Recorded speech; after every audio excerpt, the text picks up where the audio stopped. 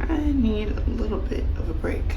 I'm not sure if I'll ever post this video. This is more so for documentation purposes, and I'll only actually post this if I think that it will be helpful. This is a health update sort of video. Again, I don't know if I'll ever post this, so this is like super unplanned and me just being vulnerable. When I was 16, I'm 28 now as of recording this video on March 19th, 2023. When I was 16, I passed out at one of my aunt's house. I was getting up to change the volume on her TV, and I was sitting on the floor, and when I got up to change the volume, I just blacked out. I could hear my mom and my aunt trying to get my attention and get me to sort of respond, but everything was just black for me. Like, I could hear them, and that was pretty terrifying. So got diagnosed with anemia and started taking iron, and my doctor put me on birth control so that maybe that will help.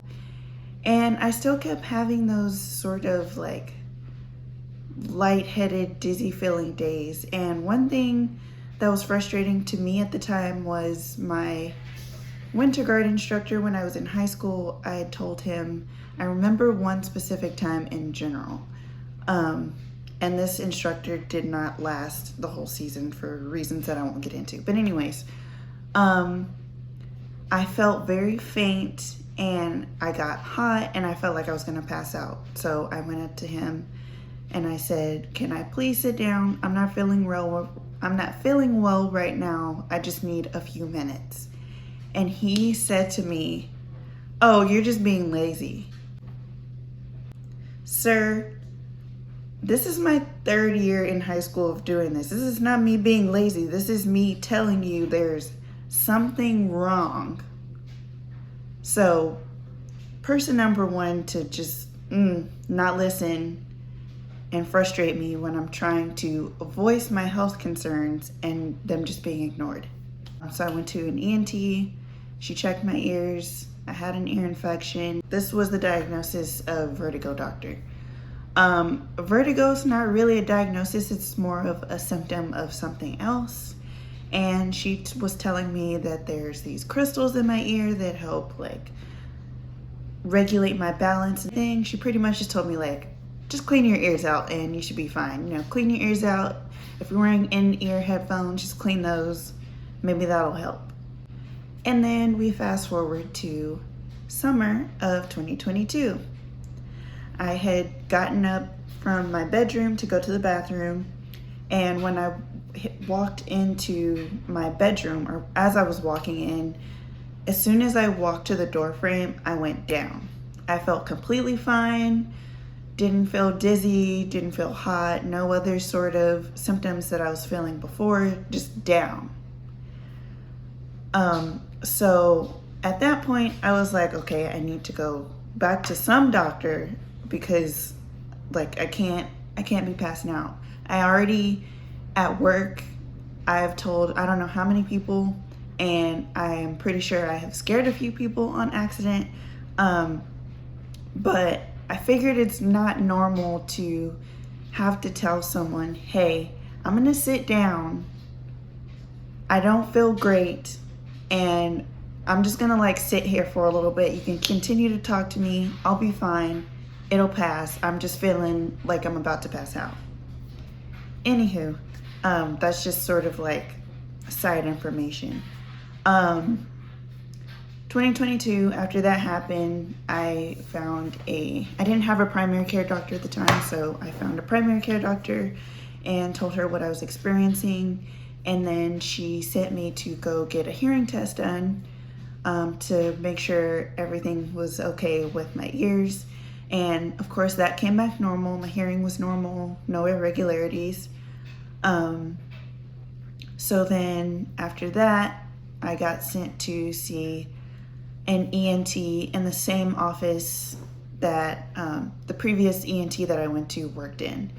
So did the same sort of thing, checked my ears, Had me do touch my nose, touch her finger, touch my nose, touch up here, like those sort of things, checking my eyes, checking my blood pressure. Everything seemed fine to her. That's unacceptable to me. Still need an answer. Why do I feel like this? So she wrote me a referral to a cardiologist to see if maybe my blood wasn't pumping properly through my body, up to my brain, or to see if there was like any blood pressure types of things going on. Saw a cardiologist, everything was normal. And so after that, I got a referral to get an EKG done. And that was really weird. Seeing my heart pump and just like fully hearing it. Like I know that it's happening. And sometimes when I'm having my dizzy spells, I can feel it. When my heart feels like it's really pounding, I feel like, I know that I'm always moving, but I feel like my body's just more like, sort of like that. Like I feel like I'm doing that sort of motion. But I got my EKG done. Everything came back normal. I had to wear a monitor on my heart, and I think I took some pictures of that. So if I did, I'll be sure to insert those in. But I had to wear a monitor, and basically it had this like button on it for me to click whenever I was starting to feel dizzy, so that they could try to see if there was any physical signs that were traceable to see what was causing these dizzy spells. And nothing seemed out of the ordinary to them. I didn't have any caffeine during the time that I was wearing that heart monitor, and it just was frustrating because, again, I still know that something is wrong, but nobody has an answer for me. So I did some research on my own. My mom started doing some research too to see maybe like who else do I need to go see? What other kinds of doctors do I need to see? So we both had like a general idea of what we think after doing our own research of what we think is wrong, and knew that going in, but not a doctor, so we can't diagnose it. So I made an appointment with a neurologist in December 2022, and they're the usual like health screening sort of questions, and took my blood pressure, all that stuff. So the nurse's assistant to the neurologist had me, she took my blood pressure and listened to my heart rate with me sitting.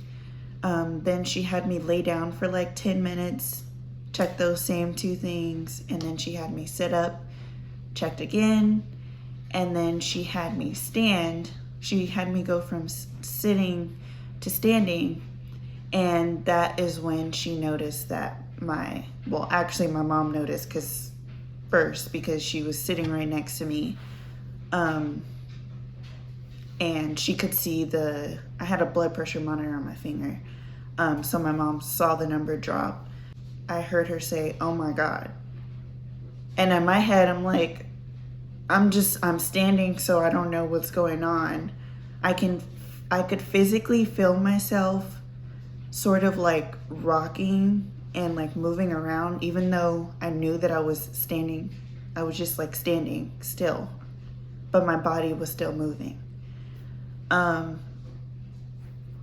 So the nurse's assistant took down all my numbers, went and talked to the doctor, and the doctor told me I have dysautonomia, which is a dysfunction of the autonomic nervous system, which controls things like heart rate, temperature. There's a lot of things that fall under that category. As of today, me filming this video, I have an appointment to get an MRI and an MRA done to get my head scanned and get my throat scanned to check and see if everything's good in that area. And then after that, I have to go back to the neurologist, and then I have to see a different type of neurologist to get a tilt table test done. And there are very few doctors in Texas close to me that have that testing available. There's one in Austin, which is closest to me, and then there's like 4 in Dallas, and I think the same amount in Houston. Also, there's one in Round Rock that one of my friends went to. So if I'm not able to get an appointment with the one in Austin, which has been the main issue, they don't answer the phone, nobody calls back. That also has been very frustrating. Once the original neurologist diagnosed me with dysautonomia, they suggested that I add more sodium to my diet, drink at least a liter of water every day. I've tried liquid IV, what's the other one, drip drop. I also have started taking, Vitacium is the brand name, and they have electrolyte tablets. So I usually take those when I'm eating, just like my large meals. And I keep more salty snacks on me, usually like chips or pretzels. For the most part, I would say I have enough time to sit, like slowly sit, because I've noticed also if I like fully stretch like my hands all the way above my head, touching the door frame, that stretch makes me lightheaded, so I don't do that anymore. I tried to limit how much I'm going from like bending over to standing up, or if I'm sitting for a while, not to stand up too quickly, but it can happen anytime really. Sometimes I start to feel bad if I'm standing for an extended period of time, and that's kind of frustrating for me just because I used to be very active. I was in color guard and winter guard through high school, and I did color guard and 1 season of winter guard while I was in college, and I feel like I pretty much just have to like sit more.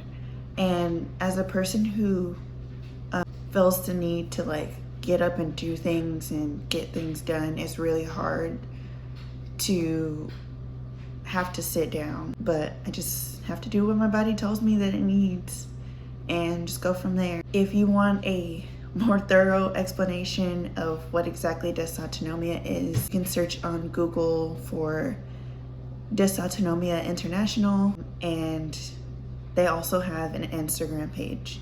So those are good resources of information to find out more about dysautonomia.